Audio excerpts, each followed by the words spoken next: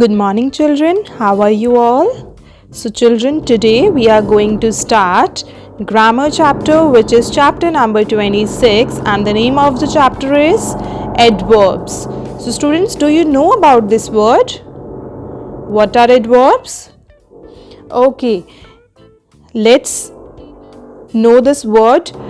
An adverb describes a verb. Adverb क्या होता है? जो एक वर्ब को डिस्क्राइब करती है. देखो, अब आपको इसी में से क्लियर हो जाएगा. एडवर्ब में से ही AD एड प्लस वर्ब. ठीक है, एड प्लस वर्ब. वर्ब में हम जो भी चीज़ वर्ब को डिस्क्राइब करते हैं उसको हम क्या बोलते हैं? एडवर्ब बोलते हैं. क्लियर? आप इसको कभी भी नहीं भूलेंगे अगर आप उसके वर्ड से उसको डिफाइन करेंगे तो.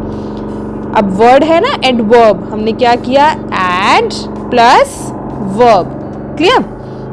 तो जो भी चीज़ें वर्ब को डिफाइन करती हैं या डिस्क्राइब करती हैं उन्हें हम क्या बोलते हैं? एडवर्ब बोलते हैं. अब आपको वर्ब के बारे में तो पता होगा. वर्ब क्या होते हैं? Action words. वर्ब क्या होते हैं? Action words. अब कौन कौन से होते हैं देखो, जैसे ईट, और क्या होते हैं? रीड. ये सारे क्या हैं? वर्ब है. अब इनको कैसे हम डिस्क्राइब करते हैं? ईट स्लोली. कोई कैसे खाता है? स्लोली खाता है. कैसे का आंसर जो भी दे वो क्या है? एडवर्ब है. ईट, ईट क्या है? स्लोली. तो स्लोली क्या हो गया हमारा? Adverb. Read, read correctly. So correctly is an adverb. Clear? ये सारे आपको एडवर्ब की एग्जाम्पल्स दिए गए हैं. Quickly, slowly, hastily and dancingly. Clear? ये क्या होता है? एडवर्ब होता है. देखो, अब आपकी बुक में क्या दे रखा है हम रीड कर लेते हैं. We know that verbs are doing words. We know this very well children. They tell us what someone और समथिंग इज डूइंग. कोई क्या कर रहा है. क्लियर? वर्ब्स हो गए. Words that tell us more about words or adjectives are known as adverbs. Words जो किसके बारे में बताते हैं? हमें verbs के बारे में बताते हैं. वो क्या होते हैं? adverbs होते हैं. जो adverbs होते हैं, मोस्टली जो adverbs होते हैं वो किससे एंड होते हैं? ly से. सारे adverbs नहीं होते जो ly से एंड होते हैं, बट कुछ ऐसे adverbs होते हैं जिनके पीछे ly लगा होता है, तो आप उनको फटाफट से पहचान लेते हैं. जैसे देखो, loudly, quietly, sweetly, greedily, carefully, sleepily. तो ये क्या है? ये सारे एडवर्ब्स हैं. क्लियर? अब कुछ होते हैं एडवर्ब्स जो, देखो, अब आपके बुक में ये पेज नंबर है, ओपन पेज नंबर 81. आपको इसमें क्या दिया गया है? The words there, here and above not only add meaning to the verb but also inform us as to where the action is taking place. कि वो चीज़ कहाँ हुई है. तो कहाँ के लिए हम क्या यूज़ करते हैं? where. और उसके लिए हम कौन कौन से adverbs यूज़ करते हैं? देखो, जैसे I am going to the circus tomorrow. वो कहाँ जाएगा? सर्कस जाएगा. सर्कस में जाएगा. कब जाएगा? कल जाएगा. ठीक है? तो ये भी क्या होते हैं? एडवर्ब्स होते हैं. ठीक है? नेक्स्ट है व्हेन. व्हेन भी हम उसके लिए यूज करते हैं एडवर्ब के लिए. व्हेन भी हम किसके लिए यूज करते हैं? एडवर्ब के लिए, कि वो कब जाएगा? कल जाएगा. ये सारे किसके एग्जाम्पल्स थे? व्हेन की एग्जाम्पल्स थे. Tomorrow, yesterday, now. ठीक है? ये हो गए हमारे एडवर्ब्स. Clear students? ये हो गए हमारे एडवर्ब्स. एडवर्ब्स क्या होते हैं? The words which enhance the meaning of a verb. ऐसे वर्ड्स जो वर्ब के मीनिंग को एनहांस करते हैं. क्लियर? ओके, सो ये आपकी सारी बुक एक्सरसाइजेज है. You have to do in your book.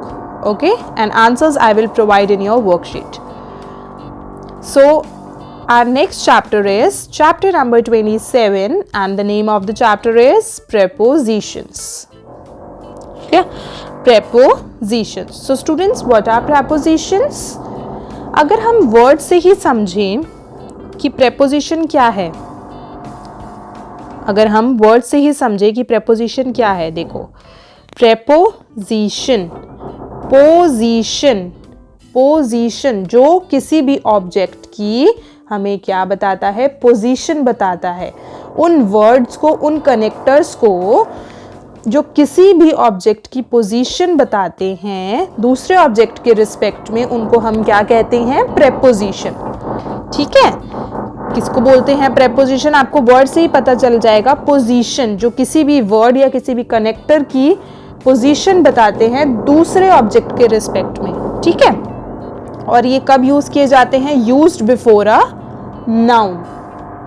Clear, किससे पहले यूज होते हैं, ये नाउन से पहले यूज होते हैं। देखो एग्जाम्पल्स है ना, the cat rest on the sofa, on क्या है, प्रेपोजिशन, बाय क्या है, प्रेपोजिशन, ऑफ क्या है, प्रेपोजिशन। ठीक है, अब हम कुछ प्रेपोजिशंस के बारे में रीड करते हैं। देखो हमारी फर्स्ट प्रेपोजिशन है इन। इन हम कब यूज करते हैं, जब कोई भी चीज किसी भी चीज के अंदर हो। जैसे ये बॉल किसके अंदर है, बॉक्स के अंदर। ठीक है, कोई भी चीज किसी भी चीज के अंदर हो उसे हम क्या बोलते हैं, कौन सी प्रेपोजिशन उसके लिए यूज करते हैं हम, इन। क्लियर, इन प्रेपोजिशन कहाँ यूज होती है, कोई भी चीज किसी भी चीज के अंदर हो। जैसे आपको इस पिक्चर में दिखाई दे रहा है, this ball is in the box. Clear, next preposition है हमारी ऑन। अब ये टेबल है, टेबल के ऊपर क्या है, टेडी बियर। कोई भी चीज किसी भी चीज के ऊपर रखी हुई हो, ठीक है, उस पे रखी हुई हो, उसके लिए हम क्या यूज करेंगे, ऑन यूज करेंगे। कोई भी चीज किसी चीज के ऊपर रखी गई हो तो उसके लिए हम क्या यूज करेंगे, ऑन। ठीक है, क्लियर हो गया इन और ऑन का डिफरेंस। इन क्या होगा, कोई भी चीज किसी भी चीज के अंदर हो। ऑन क्या हो गया, कोई भी किसी चीज के ऊपर हो, रखी गई हो।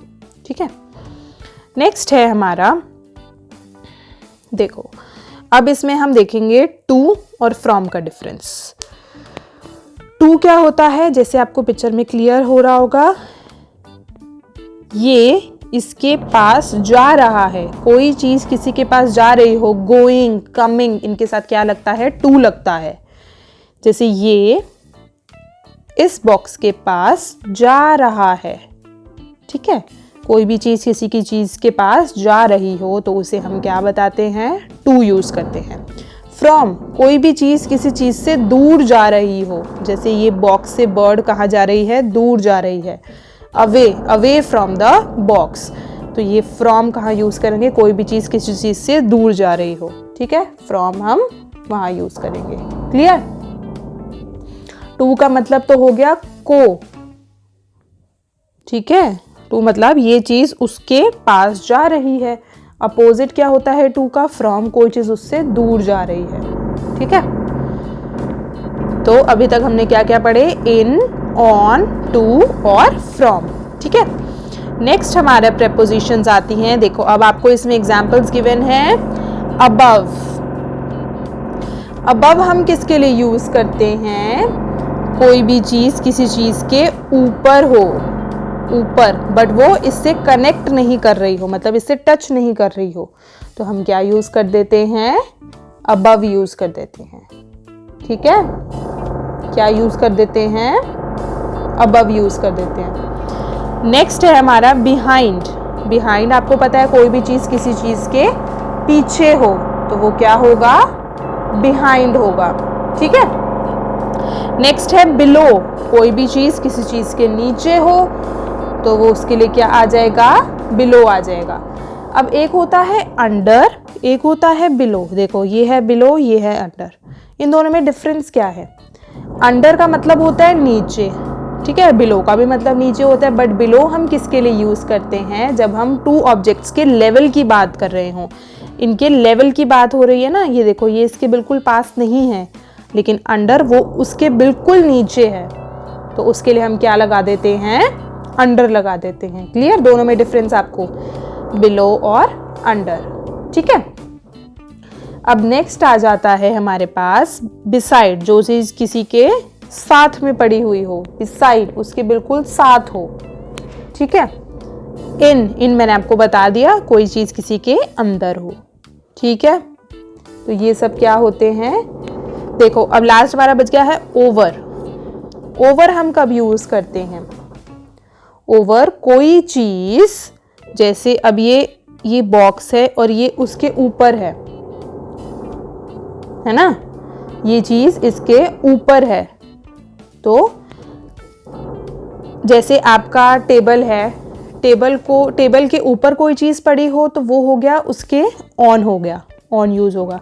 अगर उस चीज को कोई क्रॉस करके जा रहा हो, टेबल से टच नहीं हुई वो चीज उसको क्रॉस करके चली गई, तो जो भी चीज क्रॉस करके जाती है उसके लिए हम कहते हैं ओवर। जैसे हम ब्रिज का एग्जाम्पल लेते हैं ना, the bridge is over the sea, bridge cross करता है ना पूरा सी को, तो उसके लिए हम क्या यूज कर देते हैं? ओवर यूज कर देते हैं। ऑन किसके लिए यूज करते हैं? कोई चीज किसी टेबल के ऊपर, जैसे हम टेबल का एग्जाम्पल लेते हैं, हमने प्रीवियस इमेज में देखा ना, जैसे टेडी बियर टेबल के ऊपर पढ़ा था, तो वो चीज, जो चीज टेबल से टच हो रही हो या जो चीज किसी चीज के ऊपर पड़ी हो, तो उसके लिए हम ऑन यूज करते हैं। कोई चीज किसी चीज को क्रॉस कर देती है तो उसके लिए हम ओवर यूज करते हैं। क्लियर हो गई आपको ये चीज?